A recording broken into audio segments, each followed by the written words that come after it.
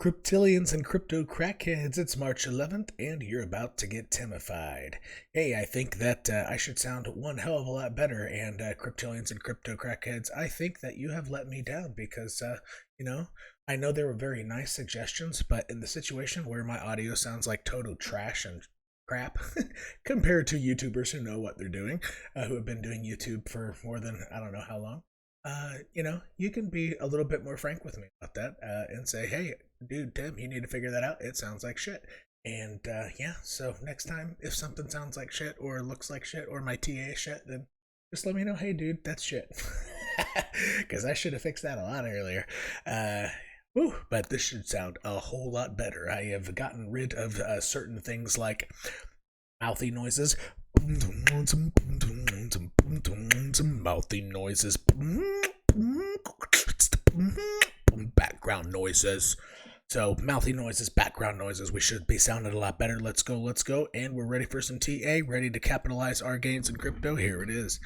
Okay, so so I think with SYLO, in my video yesterday, perhaps the day before, I think I made the very, very specific comment that about the behavior of breakouts, right? And using the 10 exponential moving average on the 1 hour. And I also recommended against using any small time frames like that. No, I just need to figure out a better camera. I recommended against using small time frames unless it were for breakouts. And I think I was specifically looking at the SYLO, and it was while I was drawing these, right after I drew these white lines. Let's see how much that swallow picked up. I'll watch that later. That's what she said. But anyway, yeah, and I think I said very specifically when price was here, and maybe it started a red candle, I mentioned that what price likes to do is it likes to check, and I think I said almost exactly what I'm about to say. I said price likes to touch the 10 EMA a lot on runs. It likes to bounce off of it and keep hitting it. And I said it especially likes to do that when you want to try to, if you just miss a breakout a tiny bit and you want to plan getting in early, not in glory. Right now I might be buying glory.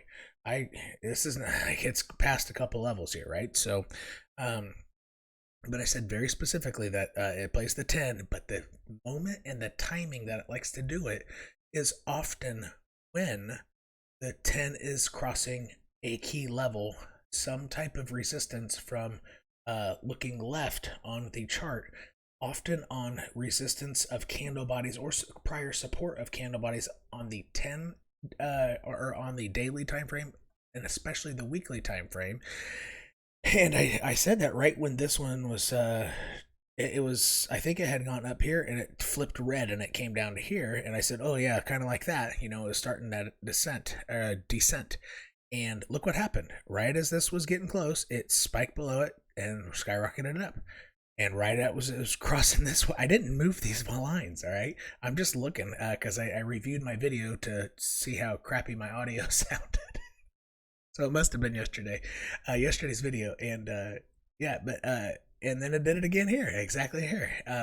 So in here, it looks like we are finding resistance. And so I think I also said in that video that I anticipated it will ignore these and maybe hesitate here and perhaps find the playoff of the 4-hour 10 EMA or even the 21. This might range for like a half a day.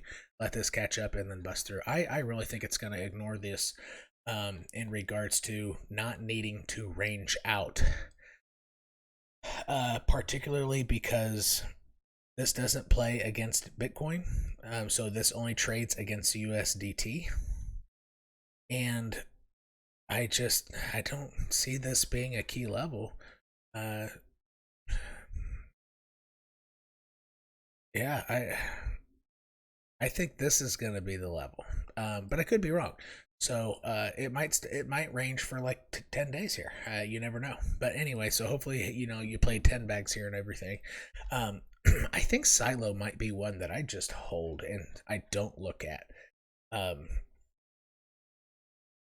Yeah, that might be. Now, I'm not suggesting you do that, but if I look at SYLO a little bit less throughout throughout time.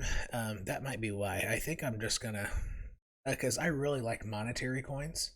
Um, like Bitcoin, Monero, Dash, things to that effect. And especially your privacy monetary coins, anonymous ones, like your Moneros and Deep Onions and Zcashes. And the reason I like them the most, they're not the Pumponomics coins. So you're not going to have your phantom runs or even have the chance of those necessarily, even though something like Viacoin actually had a bigger, way bigger run than what Fantom has from the last run. It did 235,000%, and it'll probably do 70,000%. But anyway, the reason why I like those coins so much is because they're not a project. They're already done. Their code is done. It's just a matter of adoption and the team being active and trying to build a community. And SYLOs has that. There isn't really. They don't have to change the world.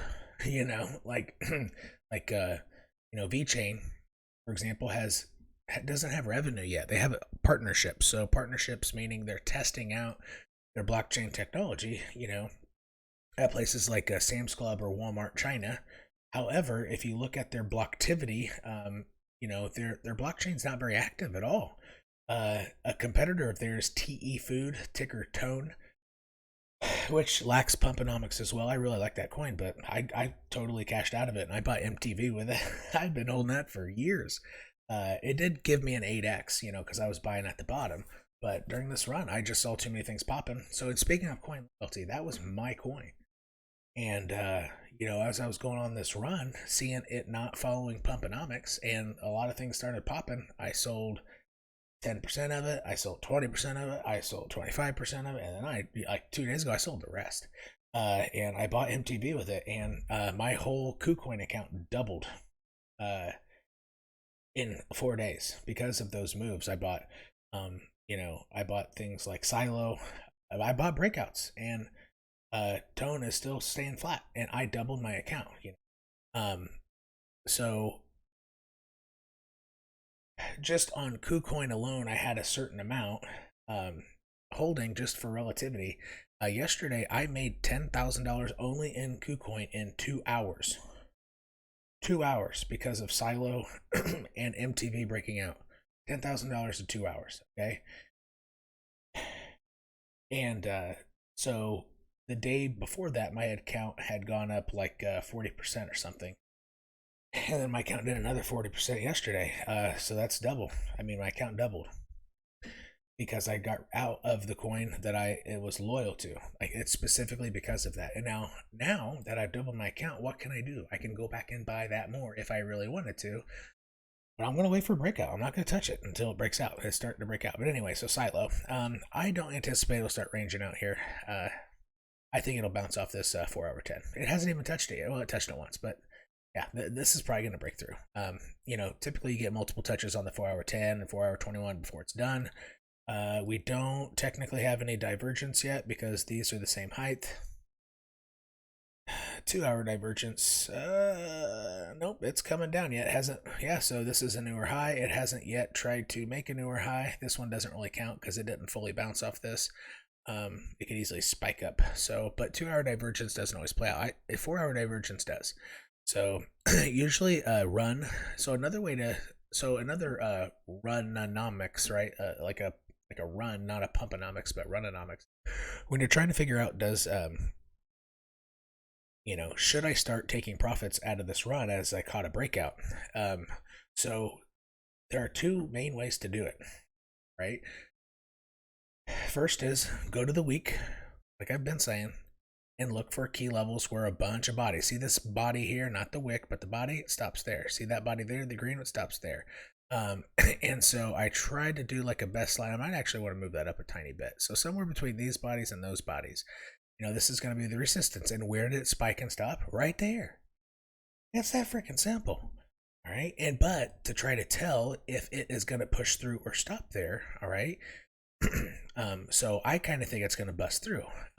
So it's because the second way to tell whether you should start taking profits on a run is the 4-hour RSI, or the 4-hour Stokes as well.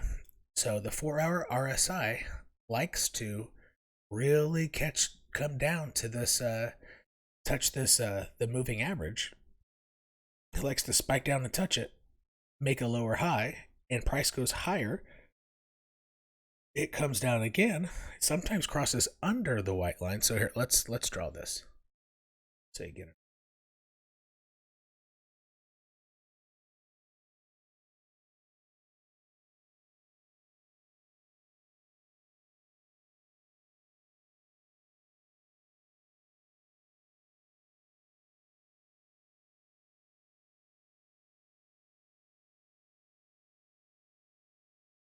Something like that.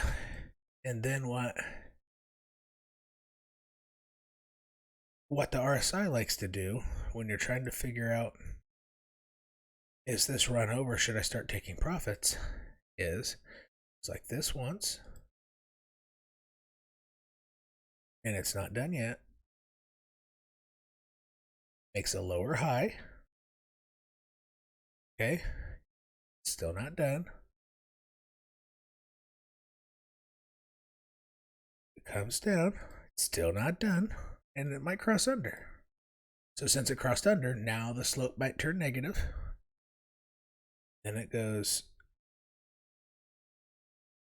like that, and the price makes a higher high off this lower high here. See how, you know, that right, the little green line that I just made, the high is much lower than these, but price would come up to here. And typically they coincide perfectly. This is called bearish divergence on the RSI versus price. That's a good time to start taking profits. All right. Now, one thing that often happens, it's less than 50% of the time. So profitability over time instead of perfect trading every time, right? So if you're playing this, you earn profits.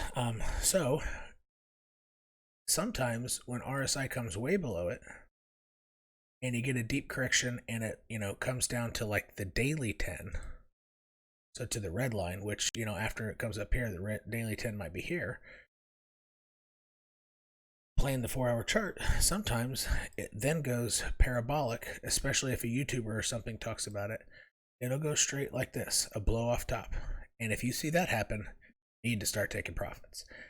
All right, so let's go to, so that's the two ways to figure out when to start taking profits, or 10-bag profits. You know, if you really like a coin and you simply want to accumulate that,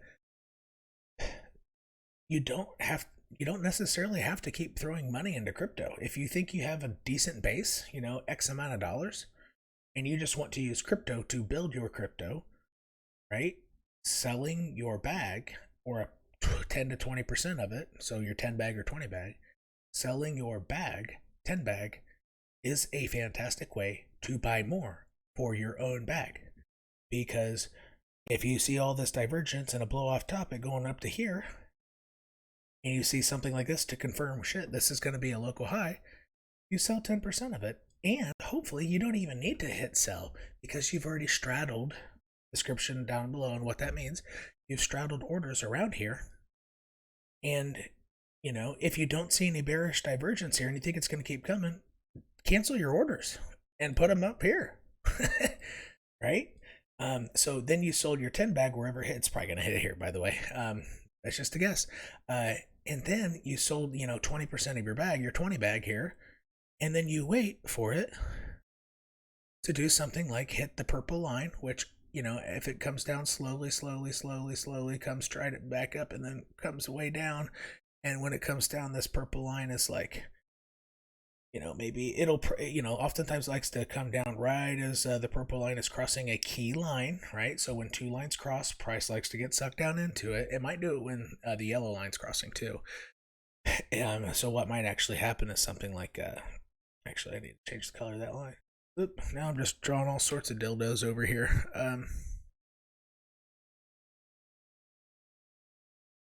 Purple.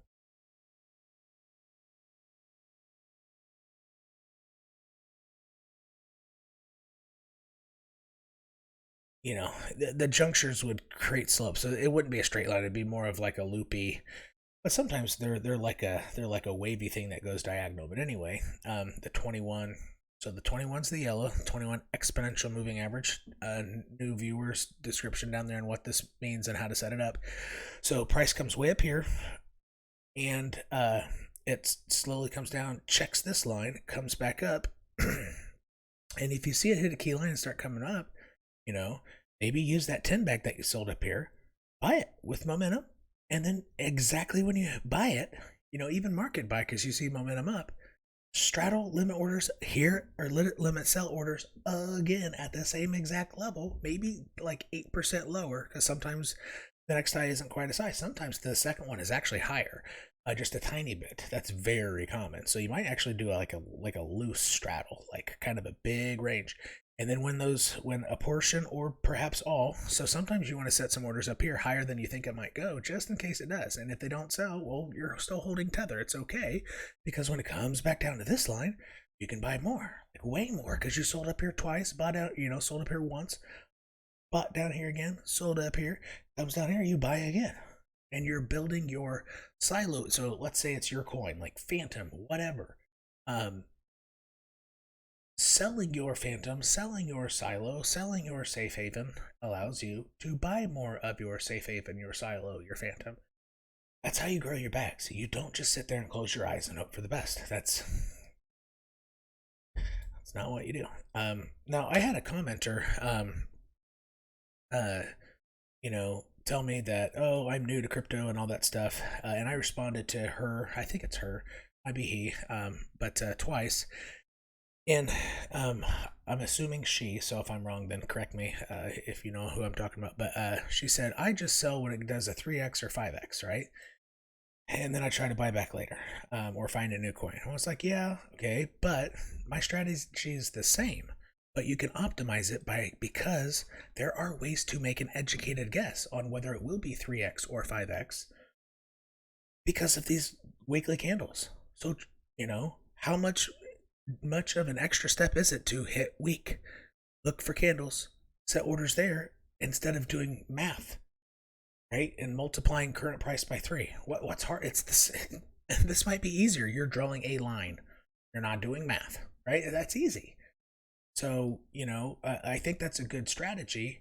However, what's going to happen with that strategy is if you have a goal for 5x and it only hits 3x and then it ranges for an entire month, your bags are going down an entire month when you could have sold 20% of it up here, a 20 bag, and then you would have bought down lower. And then when it does do your 5x, you are 5x and even more because you sold high, bought low. Right? Because you had the goal of 5 times and it didn't get there. And so it's doing what BEPRO's do, and it takes a whole month to get to that 5x. And during that whole month, you're not doing anything with your bags. You're not increasing them, right? So this strategy, instead of doing math, just draw a line, right? You know, and so, but I'm really glad that person said that, because that is a good mentality. And that's actually how I used to do it until I found a better way, because I used to try to measure, you know, like the size of average runs. You know, like, okay, this run was this much, and I, you know, go to Bitcoin and run was this much, but it didn't work very much. And this works, I mean, this works like 80% of the time. It works way more than 50% of the time, because this is how trading works. It simply works. It simply works. And all you have to do is not let your gut and your emotions overcome your mind. That's it. That is the only hard part of trading, is fingers. Don't click this when your gut is saying to. You follow your rule, and even if it busts straight through here and you put sell orders here, doesn't matter. Doesn't matter. You sold, you traded profitably. Not perfectly profitably. Don't buy it when it's up here, because it's just going to come back down. Right? So wait till it to hit a key level, and then wait for it to come down and hit a key moving average on the 4-hour or the daily. Don't buy glory. Buy breakouts. So if it already busted through here and you're catching it here, this isn't catching a breakout. It'd be breaking out from here after it like has a hesitation off of like the 4-hour 21 or something, right? So anyway, all right, so look at these lines. You know, maybe we can refer back to this video this might actually exactly play out. I mean, look at Phantom. Like, let's just look at Phantom. It did the exact same thing. I'm telling you, literally the exact same what I just drew. Look. Oh, here's the blow off. Look.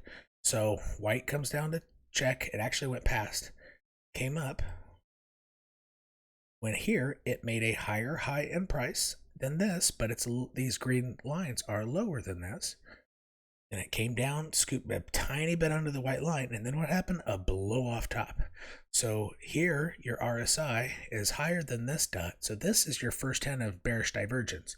But that's not a good time to, that's not a good sell signal because it has not checked the white moving average line. It's not, the run typically isn't over until it checks it at least once or twice. So once, comes back up, more bearish divergence, twice, and usually it dips below here and then comes up back up to kind of like touch it and stay under, right? It usually gets trapped, and that's when you know to sell. But this time it had a blow off. That's when you know, like, this is a good market sell time. When you see bearish divergence, 1 strike, 2 strike, 3 strikes, 3 strike rule, and then a blow off, that, like, even if you like Phantom a lot, right? If you see this bearish divergence and a blow off on RSI happen, if you market sell your whole bag, all of it, right when it has a blow off top, somewhere around here, because you didn't have time to put in limit sells, right? You didn't anticipate this, and so you don't have any sell orders going. To limit, if you can market sell here all of your bag and dump price a little bit, because it's going to happen anyway on a blow off. It's going to happen. You might as well help it, because the faster it comes down, the faster it's going to go back up. You sold your whole bag and then waited for a key level, and I would have waited until the 4-hour 21, and but I wouldn't have bought because it hadn't reset fully. When it touched the 4-hour, the green line still hadn't touched the red line.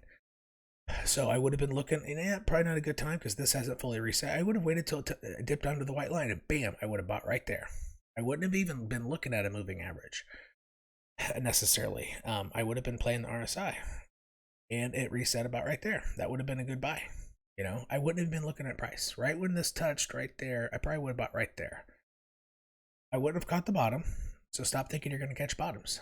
And sometimes playing the 55 EMA is really good. But I typically don't. I typically play the 89 and the 21 and the 10. But on Bitcoin loves this 55.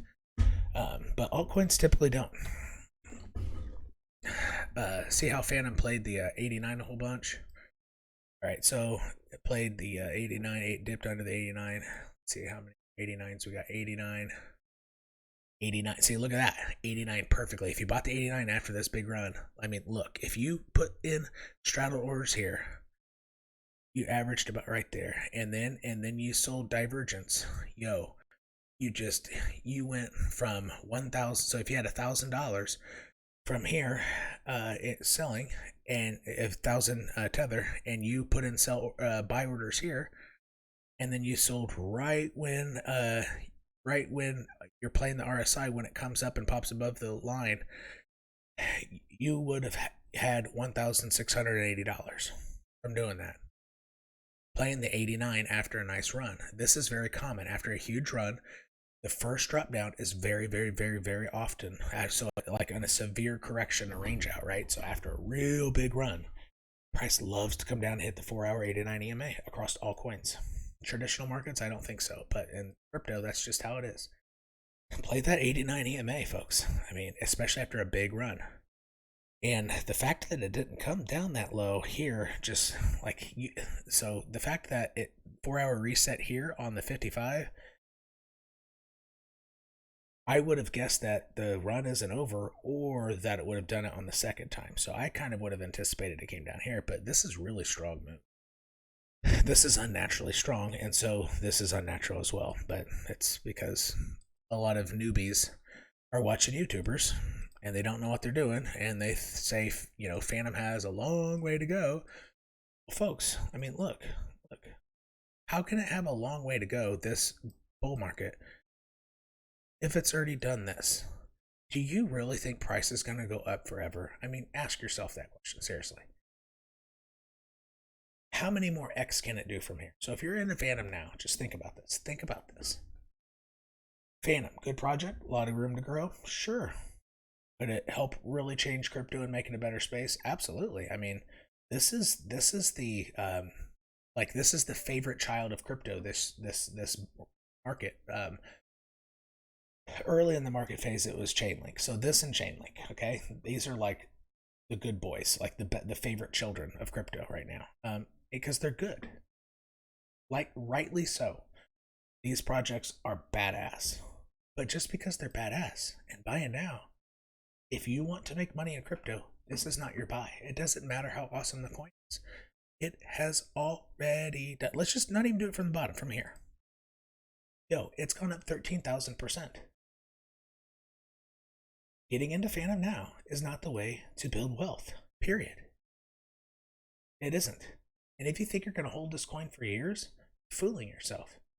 It's going to have a 95, I would guess, over a 90% correction by the middle of the bear market. Why do I know this? Because that's what almost every single altcoin did. Let's look at Ethereum.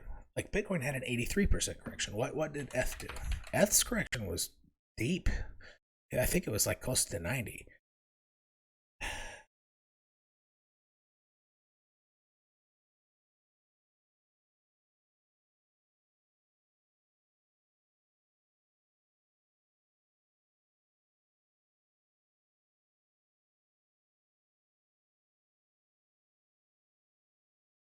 So see how the red line is touching the bottom of that wick?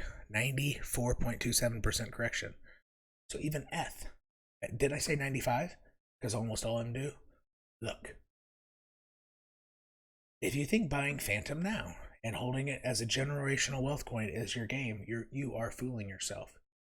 Generational wealth is selling it as the market goes parabolic and then waiting for a 90% correction.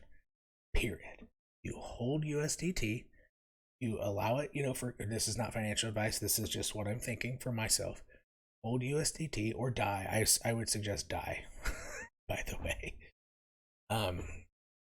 Because the places that allow you to lend DAI to them, they give you better rates. And DAI is anonymous and no government can take it from you. Tether plays by more government rules, and if the government wants them to, kind of like Apple, when there was a shooting in the workplace where 14 people died in California, in a workplace, Apple and the iPhone was found. Police, were trying to demand to Apple that you unlock the phone for them, and they say no. Our brand is privacy. Doesn't matter if somebody killed somebody. If we do it this time, that ruins our brand. You're not gonna try to force us. You can't do this.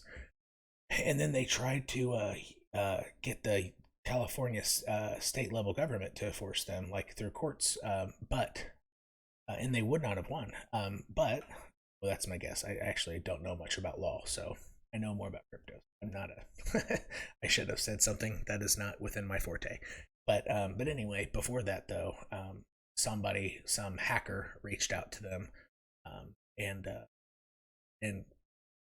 probably sold them for like $100,000 the technology on how to unlock the phone. Some third party, yeah, and it was probably a teenager who made about $100,000 off that.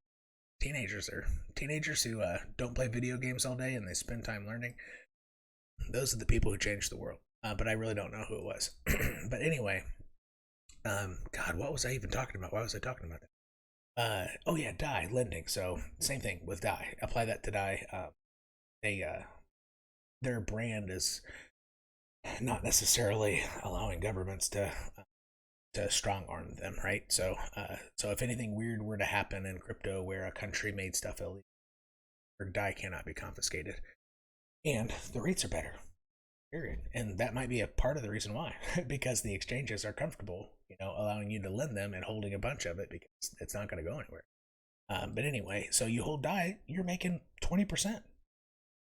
So your money is growing this whole time.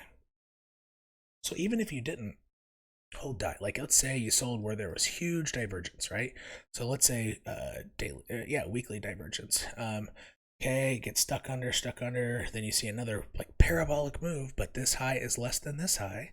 You know that's time to sell. So you sell somewhere around here. You didn't sell all of it and it crashes. But remember, when it crashes, always wait, because it will come back up close to the high, but not quite. It's often like 10 to 18% away from the top. So let's just see. That was 30% away.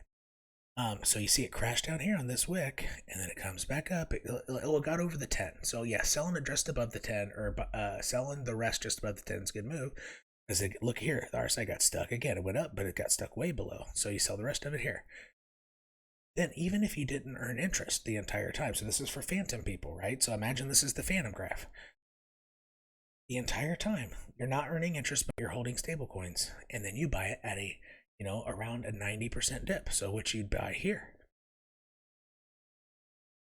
Right? Now you have way more Fantom. If you like Fantom and you want to grow your Fantom, that means you sell your Fantom, period. Okay? I mean, this is math. Like these are factual statements. Like you can't argue with math. But because you lent it out for how long of a time is this? For almost a year.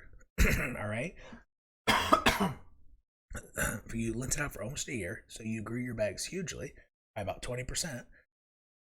Now you can buy not just, like 5 times the amount of Fantom because you bought it 90% dip, but you can buy like 7 times the amount because you bought 90% correction on top with your interest.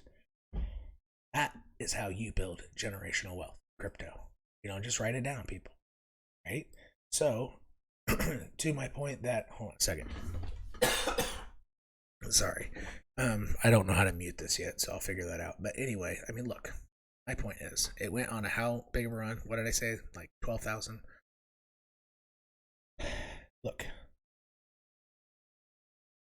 Look at this. What number does that say? Close to what? Close to 12,000.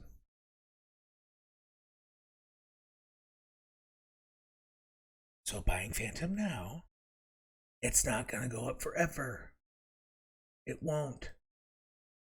And here's another reason why, a math reason. Fantom started out with about like a 5 million market cap. It doesn't take a lot of money to move it up.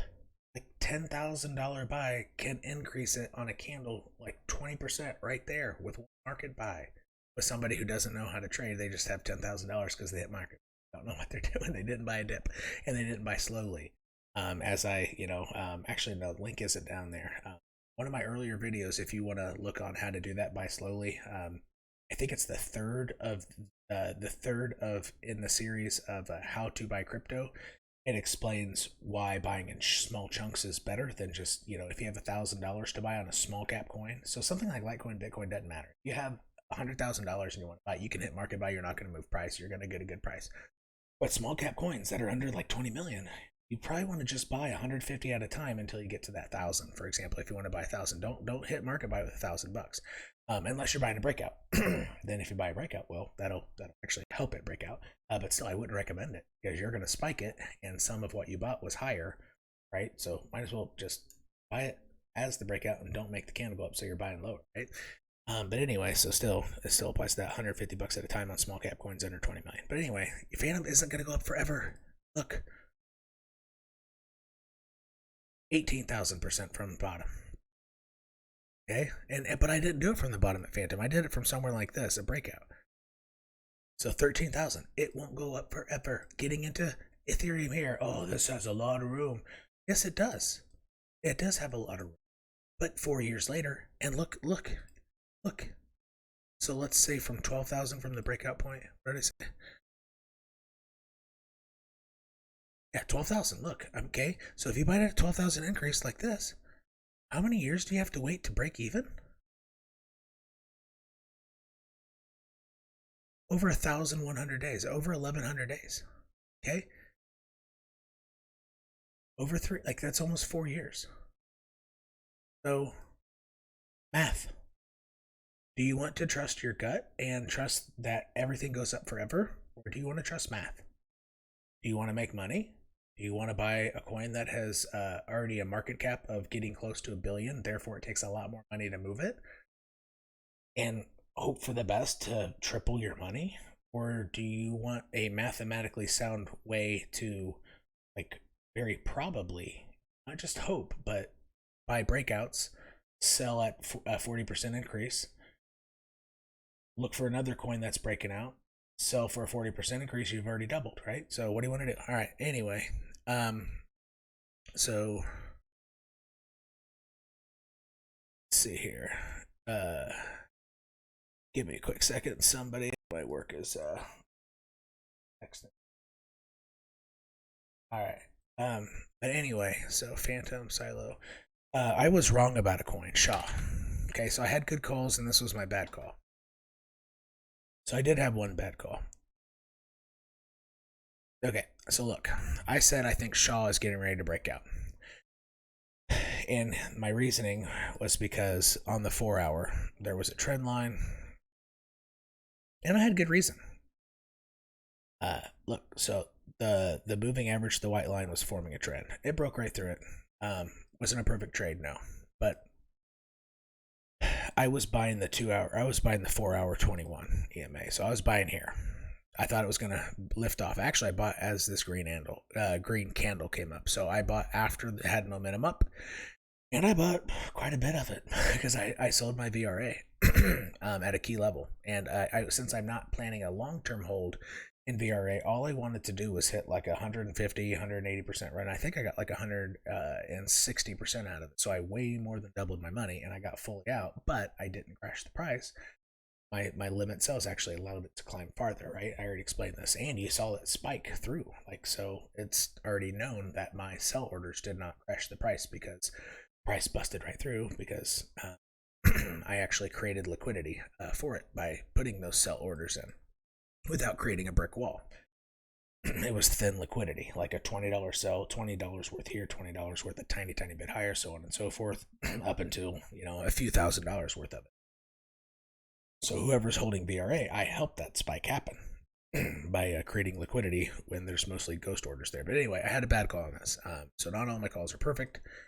You don't want to trade perfectly. You want to trade profitably over time. Over time, following that type of trend line is profitable. Bad timing. So will this end up playing out like busting through here? Like I said, very most likely. It might stutter step for a day or two or 3, 4, or 5, maybe a week, but it's going to bust right through. Unless Bitcoin tanks, it might hang out here for months. I mean, 2 months if Bitcoin does. But anyway, but even then, if it does, people are going to be taking profits in Bitcoin and buying altcoins, so it might actually help it skyrocket a little bit. Anyway, yeah. So this call was not great. And so, but cryptillions and crypto crackheads, I'm going to switch between time frames slowly here on this coin, and I want you to try to figure out what I missed. I know what I missed. All right, so try to figure out what I missed. Okay, so let's go to so looking around here, RSI, Stokes, all that stuff. Okay, so there's the 2-hour chart. Look at moving averages, look at RSI, look at Stokes, look for the support resistance of Stokes. See that? So see how this is like the rough best fit line of where, so look, resistance, resistance, resistance, support, support, support, support, resistance, resistance. Okay. Look at RSI. Look for lower highs in the green line where prices goes higher. Okay. All right, now look at the 4-hour. Look at Stokes, support and resistance line. So where the white line is, where my cursor is going up and down, it goes all the way across the screen. Look there. Okay, now look at RSI versus price. Look at moving averages. Okay. Daily. Look at RSI. There's not much to see on RSI actually. Look at this. This is Stokes. I said RSI. Look at RSI. Look at moving averages. And imagine price was up here, right? So imagine price was up here because I made that call up here. So what do you think I missed?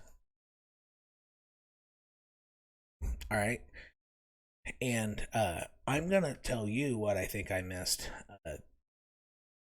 And then if you thought something else and think it's still true after I say this, leave a comment in the section because, I mean, that's how we learn together. 100 minds are better than one. All right, so I actually didn't see this on the 2 hour. But 2 hour sometimes holds up in RSI price divergence, bearish divergence. I typically don't look at the 2 hour though. It doesn't hold up. Usually the 4 hour supersedes it. So I missed this hint. So 2 hour you always take as a hint.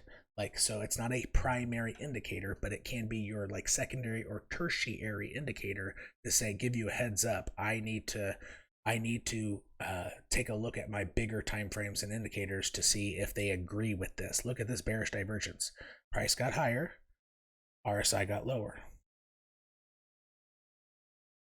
You have a trend line here. It crashed through it. Look, the Stokes.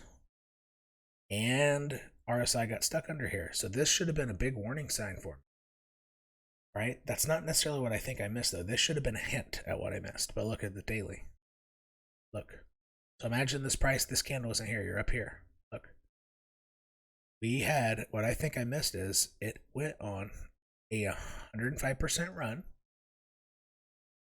Price was, at the time, when I thought it was going to break out, price was 21% above the daily 10 EMA. Price likes to bounce off this line and runs, similar to how I said the 1 hour 10 EMA on runs, right? It likes to bounce off.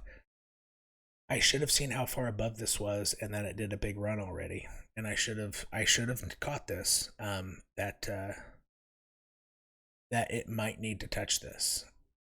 So I should have, had a warning for myself. Okay, well, if you think it's going to break out, you might want to only go in maybe less than halfway and buy the official breakout with the other half, or with the other half, buy this 10. I should have known that, and I missed it. So, in the end, will it play out the way I said? Probably, yes. But timing is how you make money, because right now I have my money stuck in there. And I can't be catching a breakout somewhere else and growing it and then selling it and growing my tether so I can buy this dip, right? So I should have taken half of what I want, because I think I might hold a lot of safe haven. I don't think I want to hold VRA personally, and you can do your own research. Like, I honestly, I don't look into coins a whole bunch, but some I do. And this one I think could be pretty promising, but I like MTV and SYLO better because they have more room to grow. But anyway, now my money's stuck here and I can't grow it because I don't want it. Because if I sell it, I'm gonna tank everything else, like what I'm holding. So I'm stuck for at least, probably 4 more days. And it might be longer because it might need to. Well, no, it just checked the 10. It probably won't come down to check it, but let's see what it's doing on the 4 hour. Yeah, so playing the 4 hour 89 is probably a good move. So if you have not gotten into 𝐭𝐫 yet, straddling orders around here is probably a good move. Or straddling orders. So it's already touched the 10, so it might be done. It might just be up from here. So it'll be red this rest of the day, and I think 8 p.m. US Eastern time is when the candle closes, and then the new candle will form. It'll probably be green. It'll probably chill here for a couple days, and then it'll probably go. So my money's stuck in here, and I can't grow it for about 4 days. Not saying I can't, but I don't want to crash price by market selling. And if I put limit sell orders up here, well, it's just going to go higher. So with momentum, so I can't do that either, right? So I'm stuck because my timing was wrong. But anyway, so yeah, so when your timing is off, so let's say there are 2 elements of technical analysis. Sorry, I obviously need more coffee. Hopefully it doesn't get swallow sounds. Oh my god, those mouth noises in that. So I've put filters on this on my microphone in the program I'm using. It's called OBS, and so any noise like or mouth noise that's not my voice, it doesn't have the timbre or the reverb of my voice. It blocks it out mostly. It tries to. So this video should not be nearly as annoying as the last one. That was awful. I'm really sorry about that. Mouth noises drive me crazy. I have a small Pomeranian who constantly has dry mouth. I don't know if she's diabetic. I probably checked that, but she's constantly making those dry mouth, like those dry, like sticky, like mouth noises, and it drives me crazy. Yeah. So anyway, but so sorry about that. This video, but if you watched it on like 1.5 or 1.7 or 2 times speed, then it kind of got rid of them. But anyway, this should sound so much better, right?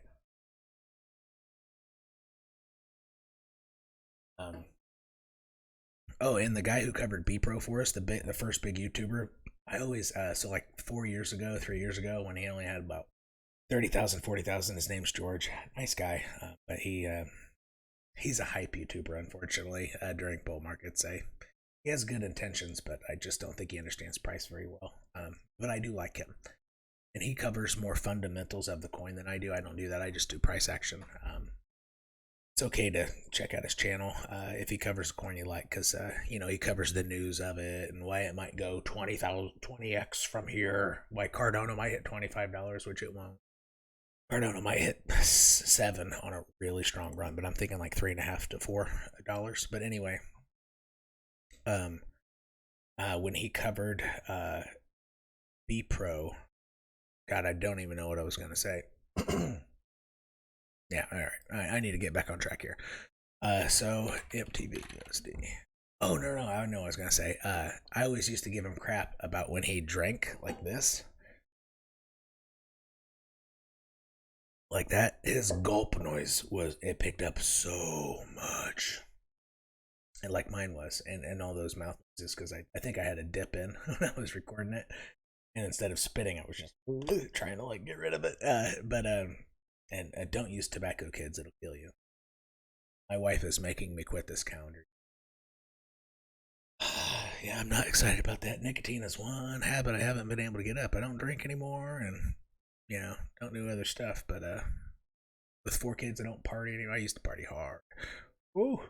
But anyway, so yeah, that was I used to give him shit about that all the time, and then I did it myself, and then all I had to do was watch a video on the program I used, OBS, how I just literally Googled or YouTubed, which YouTube is like Google now, but at least ABC company, how to reduce mouth noises OBS. It gave me all these tips about how to make my voice better and all that stuff, reduce those noises, and it was awesome. So, like, it was an 8-minute video. I fixed it in 8 minutes. He went years with gulping. So that's why I was saying, if something sounds like shit or my TA shit and I really mess up and I forget to cover it, right? So I'm not a YouTuber who tries to spin I'm always right. Like, I like to be wrong. And the reason I like to be wrong is because when you identify it, so like try to take this mentality in your life seriously. What I'm about to say, this could be life-changing for you. It's been life-changing for me, and really my primary job, recruiting, is what allowed me to formulate this mindset, because over time, hindsight bias, looking in the past about my thoughts and what played out time after time after time after time, I realized, so might take what I'm saying and apply it. Like, it's really helpful depending on your age, right? Especially if you're in your 20s or teens or whatever. This is important for you. Instead of forming an opinion and being proud that you have that opinion, kind of like coin loyalty. I'm proud to be a Cardano holder. Don't be proud about an opinion. Always try to prove your opinion wrong. And be happy when you do prove it wrong. Because the more you prove wrong your own opinions, the more you will be right.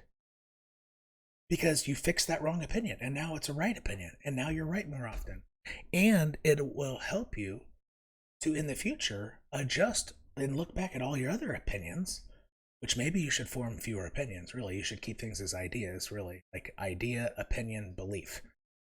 to go from idea to opinion should take a lot of scrutiny. You don't just watch the news and jump to belief, keep it as an idea. Don't make that your opinion, right? That's kind of how that translated into my full on process, like idea, arrow, opinion, arrow, belief. Each arrow, the first arrow is high level of scrutiny. The second arrow is even like perhaps a decade of scrutiny before you take an opinion and make it a belief. Like the only things that you should have very, very few beliefs. So outside of religion, I'm not talking about that, but beliefs like, I believe, God, what topic can I talk about that won't piss some people off? I believe that red is the best color, or something in life that's more serious, right? Or no, I believe that Cardano hit $25. No, don't believe that. Think of it as an idea. Keep it as an idea. You shouldn't even have it as an opinion.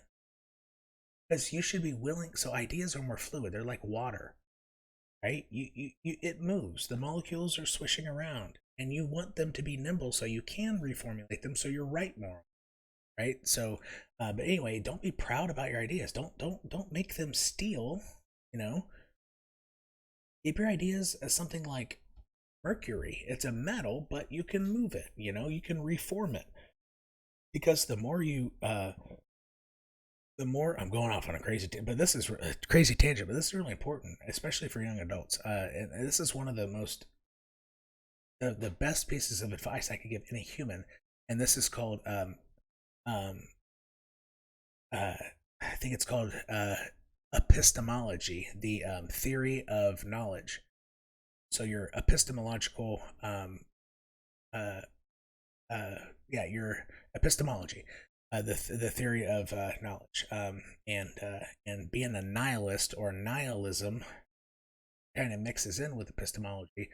Nihilism is kind of the theory that like you shouldn't hold beliefs. Like you should, your theory of knowledge is that you don't know much, right? So a very nihilistic view on life. It's a whole mindset, and it really took off after a few philosophers way back when. Like people used to live their lives like that in places. I think it's probably Greece, because Greece had the best minds in the world for quite a while. But anyway, so this is kind of like a nihilistic epistemological mindset here. A lot of big words, but I think I explained them. I read a lot and I retain information very well. But anyway, so that's why I can ramble this stuff off. But when you have an opinion about something, you will be right more if you try to prove your own opinions wrong. Okay? And it's a win-win if you do that. Instead of being proud of it and like arguing for it. No, you listen. You want to listen and try, like to other people who don't believe what you believe, right? And the more you do that and try, try to make your opinion wrong, because the win-win is this: either one, the more you listen and you really try to make it wrong, either you're gonna hear why those other people are wrong, and you're going to confirm and perhaps more solidify, make that mercury a little colder so it might get a little harder. That gives you more reason to feel, not believe, to feel that your opinion could be very right. Or second, win-win situation, you learn something, that you hear something that you had not considered in regard to that opinion, and you realize you were wrong. So now you are right more. The more you find that you are wrong, the more you're actually right. The more that you keep thinking you're right about something, the more wrong opinions you're going to hold. Like you want to try to prove your opinions wrong. And so in trading, it's the same thing. End of tangent. End of tangent. But in trading, it's the same thing. Like, assume your ideas are wrong. Assume your opinions are wrong. That's why you need 5 things. And, shame on me. I don't think, if you go back on my videos, which they're too long, you probably can't, but I don't think I talked about 5, and shame on me. So I should have said 3 most likely situations and 2 what ifs. And I think that I just got caught up in my emotions and was bullish, and I wanted, I was willing this, to go to its all-time high and break through. I wanted it. No, don't do that. Try to figure out how you could be wrong, and I didn't do that here, all right? So, and most YouTubers, especially traders, so when they go back and they made a call, right? And a lot of people do this. Like actually, the vast majority. If they were really wrong, they'll just never go back and talk about it, or they will wait until the market finally moves that way and then go back and say, hey, see what I said? No, you didn't say it. It went down way more for weeks and you would have been screwed if you followed that advice, right? And so those YouTubers, like, they don't like being wrong. No, you should love being wrong, because that means you're going to be right more, because you learn from it and you're not going to be wrong again in that way, right? So anyway, MTV.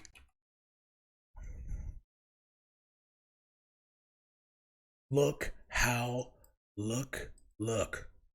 Technical analysis. I did not move this line.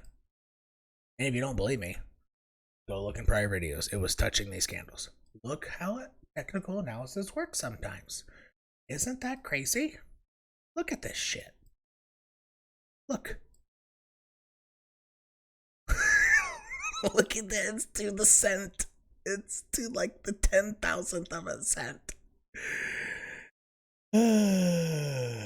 It's got a lot of room to go. Look at the RSI on the weekly. Like the moving average isn't even above the white line, which is the bottom. Like this is gonna go so high. It might range out here. No, it doesn't even have bearish divergence yet. This isn't even close to being done. This is gonna go up to here. Most probably, what ifs, all that stuff. It's very, very likely. I'm not going to go through the 5 here, because this is just so ridiculously bullish. I mean, it's still climbing. Hasn't even. So remember, 3 strike rule. When you want to try to figure out when to take profits on, and I went in big. I sold all of my tea, bought this and SYLO. That's how I doubled my bags, because I got rid of my tea. And now because I did that, what can I do? I can go buy more of my loyal, right? Because I sold it all. And the market's big enough with Tone, TONE, TE Food, Tone ticker, but the market's so big I didn't crash the price. I think I moved it like 0.5% or 1% or something, or maybe 3. I might have moved it 3%. I had tens of thousands of dollars. Well, yeah, I had about $25,000 worth, but and I sold it all, and I go put it into MTV on the breakout right about there. And so how much my money am I? More than double. Yeah, my account has doubled in the last 2 days. Seriously. I made literally like $10,000 in an hour. So, maybe, and that's just in KuCoin. Like, I hold 𝐼𝐞oin in other places, this and that. I hold a lot of Deep Onion. But anyway, Deep Onion is not on TradingView. Unfortunately, it used to be, but the trading volume got too low during the bear market. They haven't put it back on yet. So, yeah, look, technical analysis. Isn't it crazy how this voodoo shit works? And so, just like I keep saying on the 4 hour, a great way to figure out when the run is done is bearish divergence 3 strikes, or when the green line comes under the white line. See this white line here? So it's going to start leveling out now, and it might stay above once, come below, come peak above it 2, and then come down below it 3 strikes. Price at the, if it gets stuck under this line, that means it's going like this, right? And if it does it here or there, creates divergence, then that's when you get out. But I think I'm going to hold this coin. I might only play with a 10 bag here. Maybe a 20 bag. Look, technical analysis. Weekly. Look, weekly chart. Weekly. 10 bag here. Now, would all of my orders have filled? No, only about half of them. I would have straddled. So straddle, link down there. It gives the link to a video, and it's timestamped, so it should start exactly when I start talking about it. Only half of them would have filled, but that's fine. I can buy more now. I can buy more. So selling your loyal coin allows you to buy more of your loyal. Not market selling, limit selling. So limit selling is in one of my earlier videos, the 3rd video in how to buy crypto. It might be the 2nd, actually. Yeah, TA works. Okay, great call. Yes. Profitability over time, not perfect trade every time. Shaw was a bad call on timing only, but still, timing is how you make money. All right.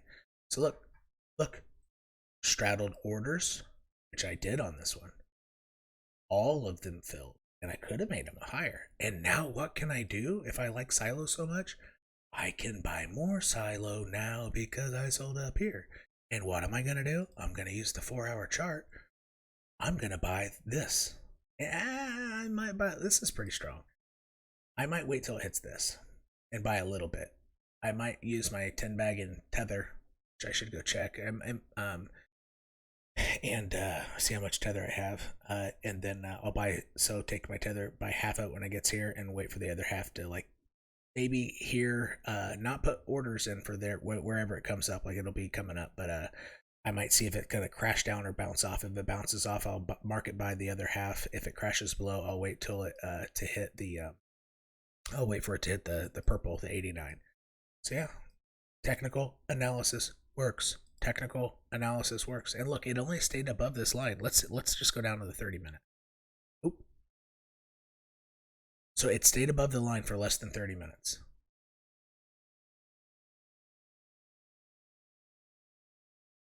So about 1 minute here, 6 minutes, 11 minutes, maybe 2 minutes here, 13. It's only stayed above the line for 13 minutes.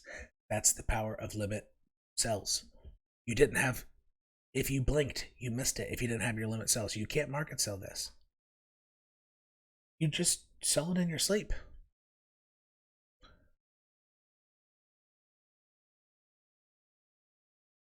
Yeah, this might only come down here and then test it again. And then when it comes back down, after it hits the top of the range, it'll probably test this line. So it's going to bounce around here until it can hit this, it's probably going to wait till this yellow line comes up here. That was such a big run that I have a strong feeling it's at minimum going to wait until this 4 hour 21 day. And it might get, so price might bounce, get squeezed, ride, boom. You know, dip below it as this red line is doing something like this. Maybe I'll just leave these lines here so we can see how it plays out.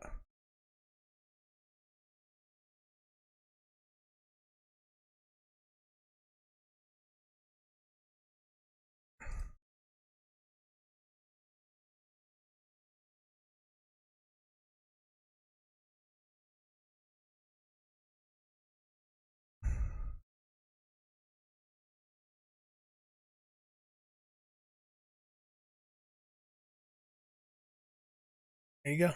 I think that'll happen. Price will come through up here after it dips below here. The red, so since the red is a faster time frame, it moves faster than the yellow, right? That's how that works. So it'll cross, bam. That's my guess. But you need your 3 most likely situations and 2 what ifs. Here though, I mean, this is so bullish. The market's bullish. I think I only need a deep dive into all 5 if Bitcoin starts tanking, which maybe we should check Bitcoin. Strong. Yeah, it's gonna bust through here. So yeah. God, what other coins? Bolt. My BEPRO train, don't worry. Yep, Bolt's breaking out. This is gonna break out. Let's see if I'm missing anything. Nope, just played off the 10 and the 21. What about the weekly? Yep, look at this shit. Yep, this is gonna look. It checked the 10. See that? The power of big. This is Big Daddy right here in a bull market. In a bear market, it's usually the 21. In deep corrections on Bitcoin, typically not altcoins. I mean, altcoins, they don't play the 21. And Bitcoin really only plays the 21 2 or 3 times in a bull market. Very rare. That's why in a bull market Bitcoin, if you like to leverage trade, just waiting for it to hit that 21. Put in, leverage. If you want to go like something strong like 50x, don't put 50x leverage right here, shadowed order. Do like 5, because if it dips down, grab more on leverage. So now you're like 10x leverage. It keeps taking. You don't have much leverage. You can have more wiggle room so your account doesn't drain. And then as it builds more momentum up, add more leverage, add more leverage, and then be done with your 50x, and it goes, then you're making tons of money. So leverage trading is very simple. And honestly, people, if you're playing small alts, it's more profitable than playing leverage trading. So now in bear markets, if you try to leverage trade shorts, it is possible. I saw Krown Krown with a K. I saw him take 1/10 of a Bitcoin and turn it into 25 Bitcoin during 2018 alone, because he's really good at leverage trading, but it's very difficult. And if you haven't traded professionally with millions of dollars, he used millions of dollars of his companies, but he's retired. He's really good. He's like 30. He's a little younger than me, I think, and he's moved countries like 5 times because of trading, and so he can do it. I'm not going to try it in a bear market. I'm going to take my account and hold it and die and earn interest, and I'm going to try to buy really key levels of Bitcoin, and then do very I'm going to try to long Bitcoin at key levels instead of, because shorting Bitcoin is just, it's stupid. Even in a bear market, it's stupid. So what I'm going to try to do is I'm going to play key levels or key Fibonacci's. So a lot of times key Fibonacci's, God, how do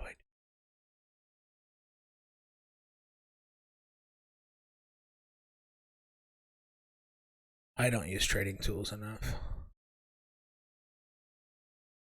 There we go. So like a lot of times the 50% aligns with the 55 EMA. How do you do this? How do you do this? I don't even know how to do the Fibonacci, right? That's not how you do the Fibonacci, people don't. I think it's like, I think you have to do it like this from the bottom of, I think you got to do it like this. I should really learn the right way to do this. There we go. All right, now let's zoom in. So look, on a crash, it usually comes down to a key Fibonacci level or a zone. So a first crash often goes in the blue zone, and the bottom of the crash often falls at the top of this zone, past this 0.78, which is the percentage of the drop. And Bitcoin actually ended up dropping 83%. So from here to here is an 83% drop, right? Let's just sure it. Yep, 83.42. So, so if you want to try to figure out when to buy back, there are lots of ways. You know, you can use lines, important lines like, or origin lines. See how it perfectly touched it, and that was the bottom of the market, right? You can use key moving averages. So see how it almost perfectly touched the simple 200 moving average on the weekly candle. See? By that, the straddle orders here, they wouldn't have all filled, but then you buy momentum, then you got the bottom, right? Or you can just take a guess. I'm going to buy once it gets in the top of this zone. But the first dips, though, it usually goes at the bottom of this zone or the top of this zone. So I would have probably tried to hit this, since this 55. So like I said earlier, it's the 55 exponential moving average. Bitcoin likes to play it. Look, bam. So what I'm going to try to do in the bear market is move into die this whole time and earn 20% interest for 56 days. And once it starts getting close here, like this week, it starts going down towards this. I would take my die out, stop earning interest, put in my limit buys down here straddled, and then without leverage. And then once it starts getting momentum up, it hits it, bounces up, then I start leverage long. Like if I want to go like heavy 50x, I won't go 50x here because it could come up and crash down to this level, right? Like 5x here, is it still strong? Yep. Another 5x there, is it still strong? Yep. 5x here is another, and then I wait for the next candle. If it starts green and doesn't go red first, if it starts, like, look at this, it doesn't have a wick down. So if it does this and the week starts going like this, is when you add the rest of your leverage, right? And then what you do is you get out of your position after it crosses above the weekly 10. That's it. That's it. Play a key level Fibonacci that aligns with a deeper moving average. Sell it when it gets above the 10. Move back into die. Earn 20% interest for how many days? A month. Buy another key level. And I actually would have tried to buy it down here. This is more common, but it didn't do that until the third strike. So I would have missed this. I would have put in my buy orders. I would have seen a dip. Okay, green candle. Didn't come down. I'll wait for the next candle. Yes, it's coming down. Yes. Oh, nope, it's not. Nope, it's not. Oh, it's green. It passed the height of this last candle. I am leverage long now. Bam. leverage long, sell it when it gets above the weekly 10. Gets above the weekly 10, starts a red candle, get out of my position, go back into die for 50 days. And buy this, so I really like the 89 EMA. I mean, look at this. Look how perfectly I wrote it. That's the power of the 89. 89's sweet for corrections. Yeah, so I'm not gonna short Bitcoin even in a bear market. I'm gonna long it, and then add to my long as it goes momentum. That's kind of my game plan for the market. Yeah, this is gonna, folks. Altcoins are gonna start screaming. This is so aggressive, folks. Like, I don't think you, if you're newer to the space, like, this is such a stronger last time. And last time was glorious. I mean, last run was, I mean, so much wealth was created. And people who got in here, so much money was lost. And that, I got in April. Yeah, this is me. So I saw, dude, one time I actually made $10,000 in 1 second when I stratified sell orders on a tiny micro cap coin, because altcoins really started popping here on this Bitcoin descent because people sold Bitcoin and bought altcoins. And when they bought tiny cap altcoins and hit market buy, they just skyrocketed like crazy. And so I bought one before it went crazy, and I put limit sells like way high, like as in from 5x to 50x, and all of them got hit in 1 second. Somebody hit market buy with a lot of money because they sold Bitcoin. And then what did it do? Price of that coin crashed right back down. And I made, and Bitcoin at that time was about 10,000. So yeah, Bitcoin was 10,000 because I made 1 Bitcoin in literally a second.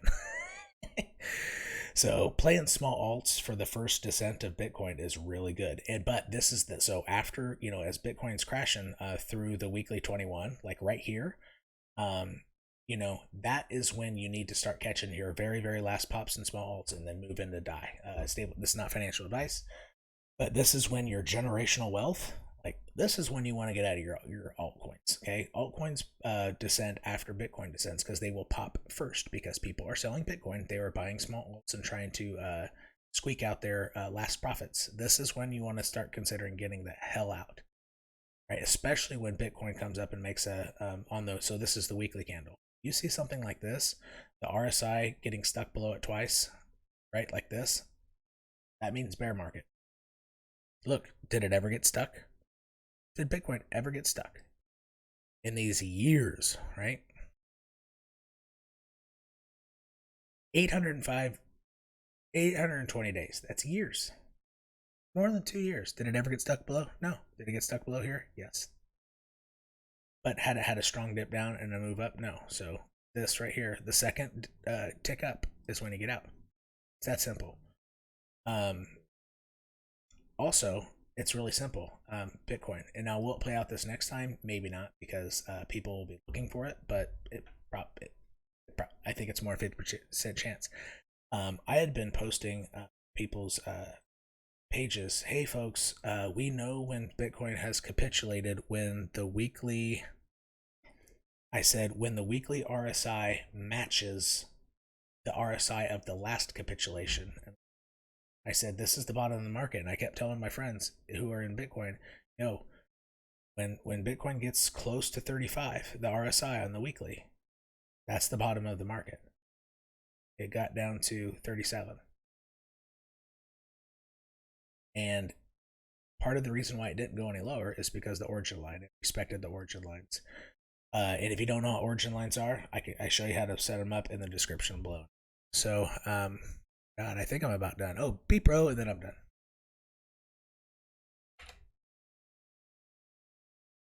And I'm out of VRA, so I don't think I'm going to cover that anymore.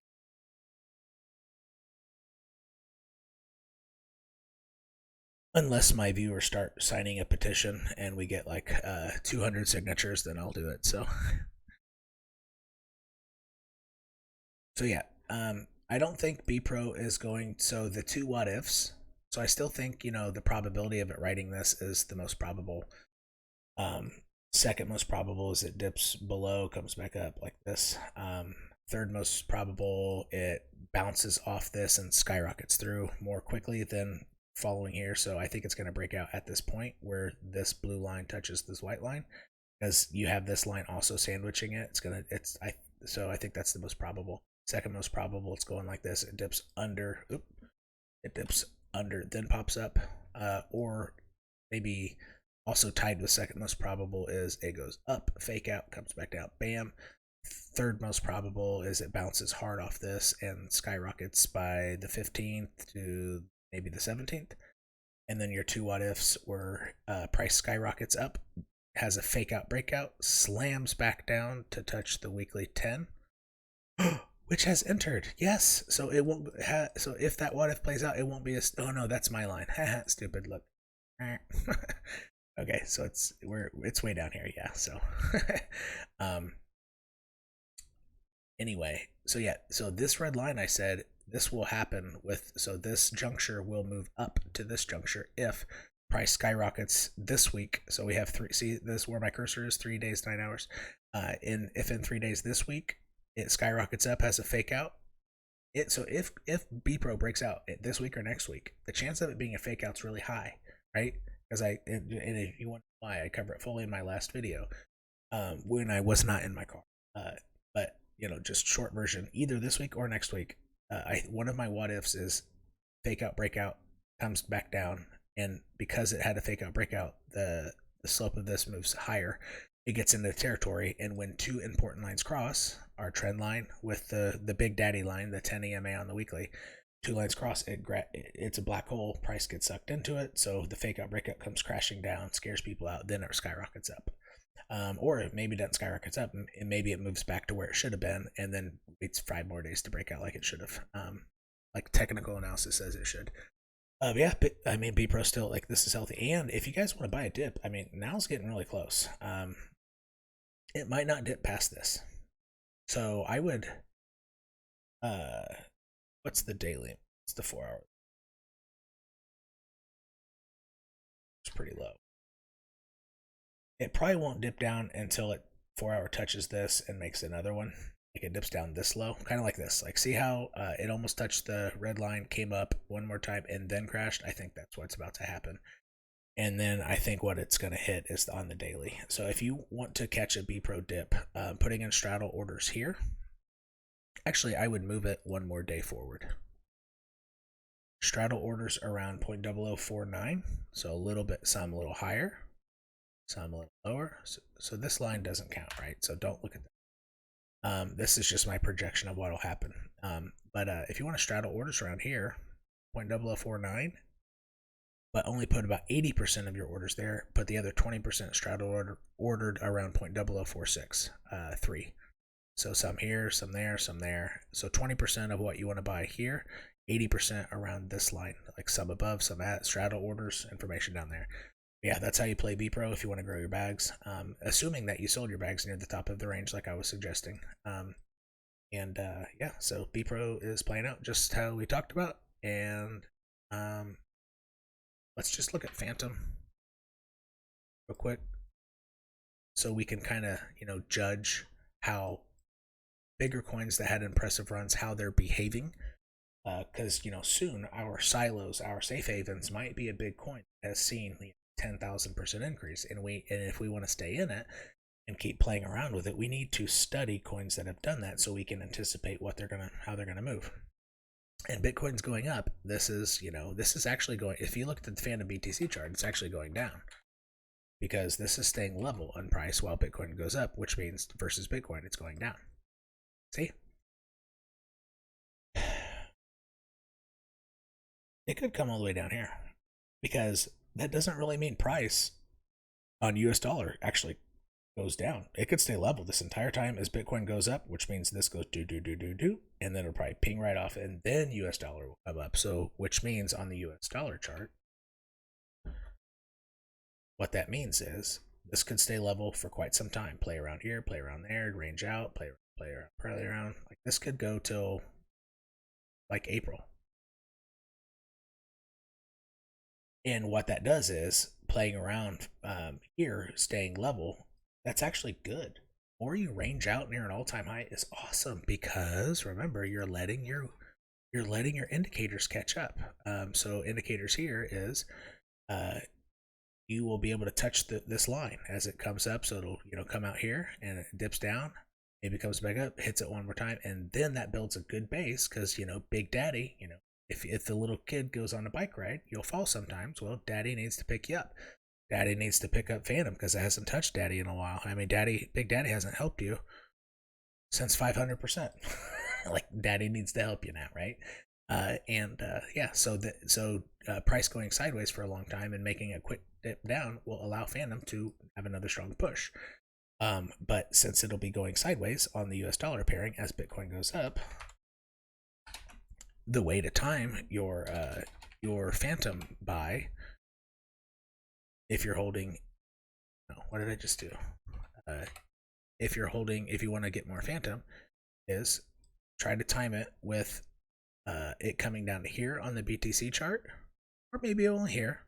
Might want to take a couple guesses, but try to align it with Fantom on the US dollar chart hitting the weekly 10. Or just look at the US dollar pairing and just straddle orders around the weekly.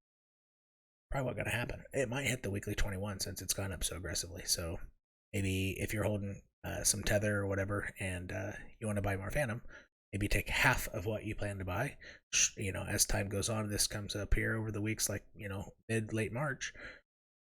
Straddle orders around here, and as this yellow line, straddle orders some here, maybe 50-50.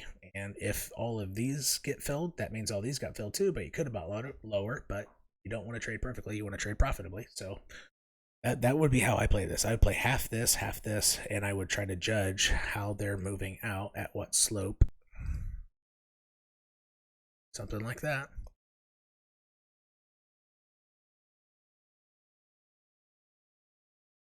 Yep, I would put about, so I would say about here, late March, last week of March. I would straddle orders here, but I would do it when price is here, like literally right now. I would just go in and put straddle orders around 33.35 cents and around 23 cents. Straddle, it's in the description section. So I think I'm wrapping up. So hope you learned some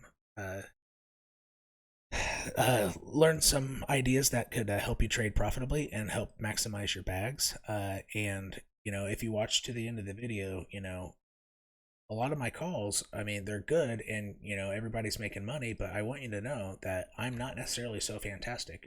Anybody with $100 in a bull market in crypto is going to make money, right? So point of relativity, it's easy to make money in a bull market. It's stupid. You just pick a coin, buy $100 and wait, look back in 3 months, it's gone up, right? So what I'm trying to do here specifically is maximize how much you make, right? So I'm not really as awesome as, just because my picks are going up doesn't mean I'm that awesome. Everything's going to go up. It's just a matter of when. So my calls are when, how to maximize, because if you catch it right when it goes up, you can get in and out and go catch another one that it's when it's going up. And you can get 40% on top of 40% or 100% on top of 100%. And you could 10x your bags like that in the matter of days, right? I just doubled my bags in 2 days doing this shit, people. Just my KuCoin account. I'm only playing KuCoin really hard because it's like the altcoin gem capital of the world. Coinbase doesn't have any alt cap gems or small cap gems because they're all big caps, right? Binance, if you're not American and you can use it, it doesn't have any small cap gems besides very old coins like Viacoin. That's Viacoin's good. It's probably gonna Viacoin. Look, check this out, people. Look, this is why I like Viacoin. 2 reasons.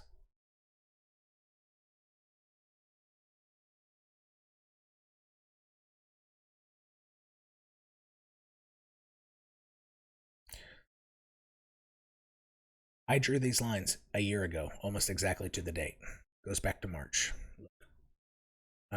Yeah, I drew them right. I drew them just after this dip, so I started drawing it here because after this dip, I knew that I could adjust my trend line. I think I had my trend line a little lower actually, so I had it here like over a year ago. Connected it here. I was just making a guess of the slope, so I tried to essentially make the slope roughly equal to this slope because these had been completed, these 2 lines. So I made a guess, like roughly parallel. And then after this huge dip, and then it stayed strong, then I knew, okay, I can move this up. And then from there, Now that I have my two lines, I realized that at the end of, so I know the cycles. Actually, I should have another. No, that's right, 2022. So this should be really thick.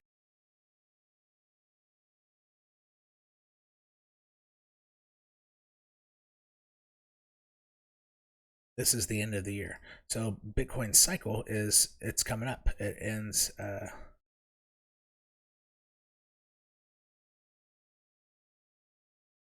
Why did I put it in February? Oh, because altcoins pop after Bitcoin is going down. Yeah, that's why I did that. Anyway, I drew this line after that in March. And look, it's following it perfectly. Okay? And I haven't moved it. So look.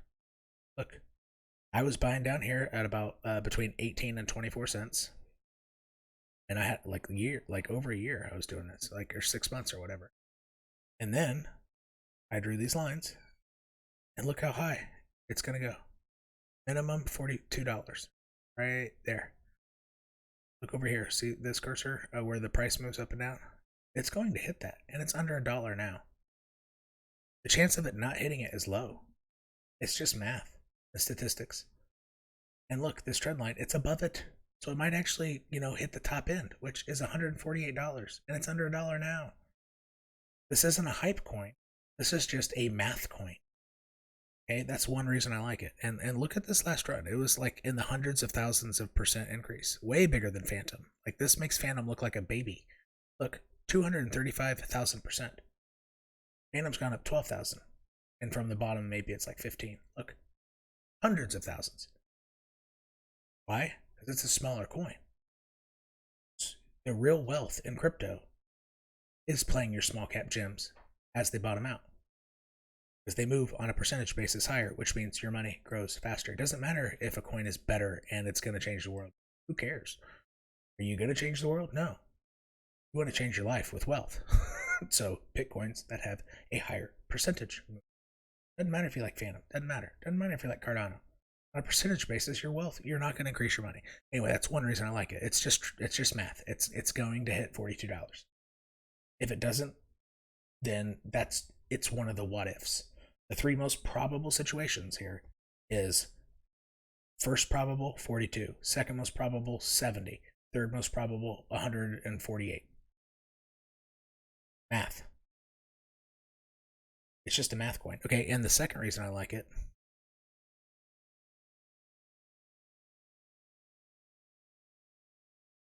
check this out, people. And if you don't look at tokenomics, you need to figure this stuff out before you click buy. Before you say I love Cardano. Before you say I love Safe Haven or SYLO or whatever. It doesn't matter. Or Ethereum. It doesn't matter. Look at the tokenomics. So see where I hit show more on the left hand side? Look. Circulating supply. 23,173,000. Max supply. 23,176,000. It's only going to make like 2,000 more coins. 1,800 more coins. Inflation is effectively zero. What does inflation mean? Well, if your circulating supply, let's say, is 1 million and your max supply is 8 million over the years, right? If your coin goes up 8 times, as inflation goes up 8 times, that means the US dollar value does not change. If your coin goes up 100 times over the inflation, right, that means you're only making 12 times gains, roughly. 12.25. Whatever 100 divided by 8 is. So it limits your gains. If circulating supply is a lot less than max supply, it means two things. In the past, it meant it's just the inflation. But now what companies are doing when they make crypto is they essentially make it like a stock where the owners get 50% of the stock and they can sell it whenever they want. That's what it means nowadays. That's not the way it used to be. They used to have fair ICOs where the founders who made this didn't have any. They had to mine it themselves. And typically, you know, they did a fair mine where they only mined the first block. They only had an advantage block, which could be minutes. And then they opened it to the public, and they did that only to make sure it worked. And now companies are starting off with, like, I mean, look at Senso. Jesus. Look, this is the worst case. This is what you don't want to get into, even though you can make quick gains. So if you like a coin, you want to make quick gains, that's kind of like this. Get in and out, though. Look. Circulating supply, 12 million. Max supply, 7.7 billion. Okay? So 12.2 and 7.7.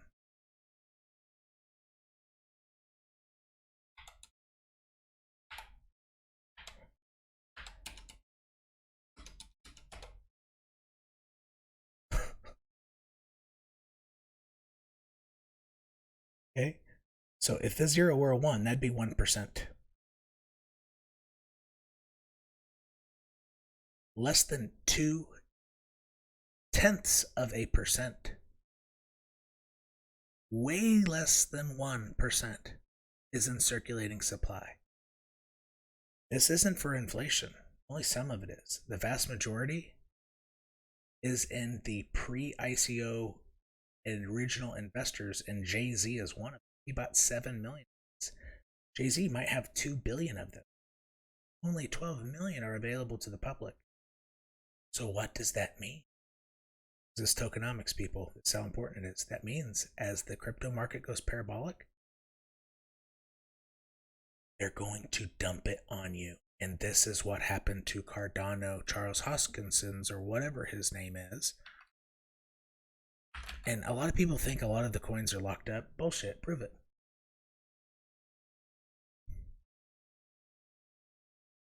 And if it is locked up, did you check to make sure it actually stayed locked up?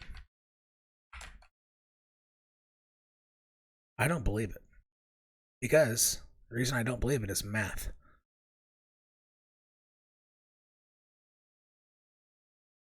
A coin cannot drop. Line it perfectly with the bottom. 98.7%, so 99%, without founders dumping. That's the only way it can happen. Charles dumped on all of his believers in I Love Cardano. Why? Because he doesn't make any revenue. His coin and his project isn't even ready yet. Has $0 of revenue, zero. But how does he keep making his project for 5 years without any revenue? Because he sold it to y'all dumbasses who hold it. He dumped it on you, and now he's a billionaire with your money. Why are you folks Cardano fans? I think that shit's unacceptable. Like, literally. I mean, to the point where if you had $1,000, you would have $18. That'd be to the point I'd be so pissed I would think about, like, finding out where he lived. I'm just joking. Like, I shouldn't say that. Like, hypothetically, because it doesn't apply to me. So that's inciting violence. So what I just said there, that's bad. But so I don't think I want to edit it out, but that is something you don't do. So in crypto, if you lose money, never do that. Never do. I'm not condoning violence. Not condoning violence. That was an example of rash opinions, but never act out on those, right? That's how mad you would be. So definitely not inciting violence. That type of language is not good, especially if you're going to put it on YouTube. So don't ever get violent because you lose money. It is only your fault. So if you want to, like, slap somebody, slap your own hand, because you shouldn't be buying it, especially when tokenomics are that bad. But anyway, yeah, this can't happen without him dumping on you. So that's what that means. And Senso, it'll be even worse. Like, it could literally go down 99.9% because of that. Cardano's tokenomics actually aren't that bad, but they're bad enough to where he dumped on you. And now, what can Charles do? He can roll 4 more years without actually having a working product that is producing revenue and changing the world. Rolling on promises for 4 more years after already rolling on promises for 4 years and dumping on his investors who don't know what the fuck they're doing. Because everybody loves Cardano because they're watching YouTubers like Crypto or Us. I mean, I like George, but I think he does this because he doesn't know better. But he's making videos about Cardano to $25. Even if so, how many X is that? That's like 20x. It's over $1 now. It's nothing compared to small caps. Look what I just showed you at Viacoin. The crap's going to go like 75x from here, not even from the bottom. From where I buy it, it's going to go over 100x. It's going to go 200x. Why would you buy Cardano? For all these reasons. It's just the stupidest buy. It's the worst buy in all crypto. It doesn't matter if you think it's a great project. Would you buy an Apple for $500? Because it's gonna change your life and give you muscles as sexy as mine. Actually, I'm kind of fat right now. I didn't do exercise for 4 months because I led talent acquisition over a $7 billion plant, no, $8 billion plant with 7,000 employees. So I had left my recruiting job to go there for a bit because I was just down the road from me, the Subaru plant, and I learned a ton. I'm glad I did, even though I took a monster pay cut, and I couldn't play with crypto, which is good because it was a bear market. I probably just would have lost money. But anyway, so it allowed me just to chip in. But anyway, I did that, and then the owner of the company recruited me back because I made him tons of money, but and myself a lot too. But anyway, and I don't even know where I was going with that. So hey, I'm gonna end this video here. Hopefully, you don't. This is not financial advice. Hopefully, you don't buy Cardano. Don't buy anything with bad tokenomics. Look at tokenomics before you decide to get loyal or even invest in a coin. Look at them, and if the circ supply is like more than 10 times less than max supply, you probably want to stay away from it. And if you really want to get into it, you might want to check out where are those coins? Where are the other 90%? Sometimes they are technically locked up. Sometimes they're spread out. Sometimes they're for inflation. But regardless, it's going to minimize your gains. You need to know exactly what you're getting into with tokenomics. Like I said, because a coin, if it goes up 100 times in market cap and it inflates by 10 times, that means you only see 10x, not 100x. So why don't you buy Viacoin instead with zero inflation, right? Not a financial advice. But anyway, crypto crackheads and cryptilians, we'll see you next time.